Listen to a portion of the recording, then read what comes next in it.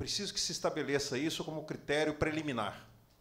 Falar em regulação, se for uma proposta democrática, significa aumentar o número de vozes que tenham participação no espaço público, e não o contrário.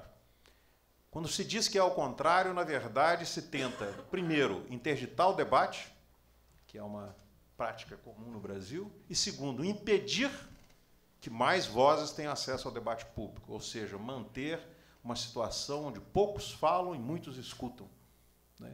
Alguns grupos têm voz e a grande maioria da população não pode se manifestar e não pode participar. A regulação da área é necessária por várias razões. A primeira delas, as principais leis de referência para o setor de radiodifusão, por exemplo, e de telecomunicações também, estão completamente desatualizadas.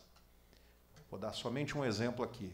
A lei básica de referência para a área de radiodifusão é o Código Brasileiro de Telecomunicações, que é de 1962.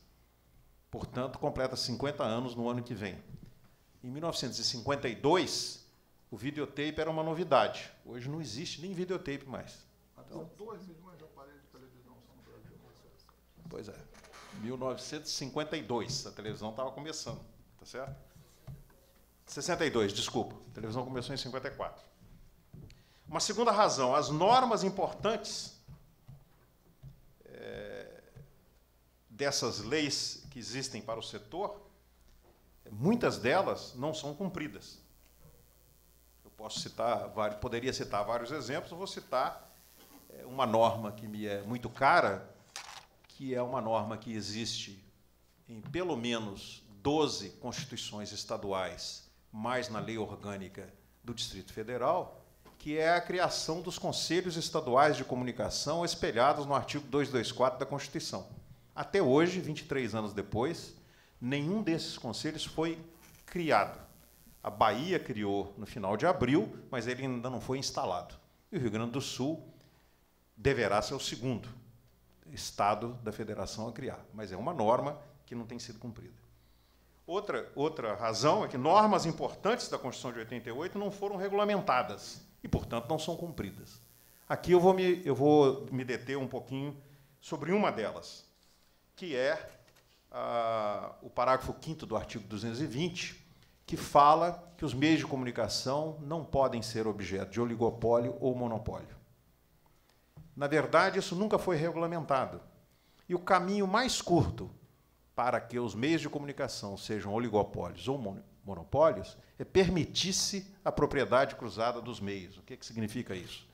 Significa que, no mesmo mercado, o mesmo grupo seja concessionário de emissoras de rádio, AM, FM, 1, 2, 3, 4, 5, às vezes mais, seja proprietário de jornal, seja proprietário de revista, seja concessionário de emissora de televisão aberta e paga, seja controle provedor de internet, né?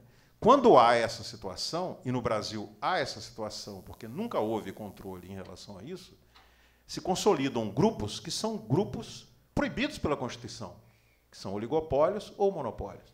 Quando acontece isso, poucos falam e muitos escutam, né? Poucos grupos têm o controle do acesso ao debate público, né? que contraria uma norma fundamental da democracia representativa, né? E isso é uma das situações que caracterizam aqui normas importantes, que não foram regulamentadas e, portanto, não são cumpridas. São várias, eu estou mencionando essa. Existe, inclusive, um decreto de 1967, que é o 236, do período autoritário, que estabeleceu alguns limites para concessões de rádio e televisão, que não tem nada a ver com propriedade cruzada, mas que muita gente importante, às vezes, pensa que tem, mas que nem esse decreto, o 236 de 67, é cumprido. Outra situação que justificaria a necessidade da regulação é a ausência de normas, né? Uma delas, que ultimamente, inclusive, ganhou a primeira página do jornal Folha de São Paulo, é a ausência total de fiscalização de quem, de fato, opera as concessões de radiodifusão. Vocês lembram que, em março desse ano, a jornalista Elvira Lobato fez um levantamento de 90 concessões que foram arrematadas nos processos licitatórios do Ministério das Comunicações, pelos valores mais altos, e ela constatou que mais de 50%, em torno de 50%, 41 dessas 91 concessões que ela estudou, eram, de fato, operadas, na prática, por laranjas, por pessoas que não tinham nada a ver com aquelas que originariamente venceram as licitações. Uma outra é que normas que existem favorecem aos grupos privados dominantes e são totalmente assimétricas em relação a outros serviços públicos. Um exemplo conhecidíssimo é a norma que existe para rádios comunitárias, que é uma norma limitadora, ao invés de ser uma norma que incentiva a criação de emissoras comunitárias. E, exatamente por ser uma norma limitadora, é cumprida à risca, né? A fiscalização dela é rigorosa, tanto pela Anatel quanto pela Polícia Federal, que apreende o equipamento e, em geral, prende aqueles que estão à frente do processo das rádios comunitárias, quando elas não estão autorizadas. E aí tem um problema, porque o Ministério das Comunicações não tem dado conta, historicamente, de 98 para cá, que é a data da lei, de processar os pedidos de autorização para as emissoras de rádio. E outros casos, alguns mais polêmicos e outros menos polêmicos, mas vou mencionar dois polêmicos, que é o decreto que fez a opção do modelo tecnológico para a nossa TV digital, e, recentemente, a Lei 2.485, que é a lei de TV paga. Nós podemos voltar a ela, se for o caso. E, finalmente, a sexta razão aqui das normas legais me parece a contradição que existe entre algumas dessas normas. Uma eu já falei, que é, por exemplo, a contradição que existe entre a lei de radiodifusão comercial, que é cumprida à risca, e a lei da radiodifusão, a lei de radiodifusão comunitária, que é cumprida à risca, e a legislação da radiodifusão comercial, que é desatualizada e mesmo assim, muitas vezes, mecanismos que existem ou não existem deixam,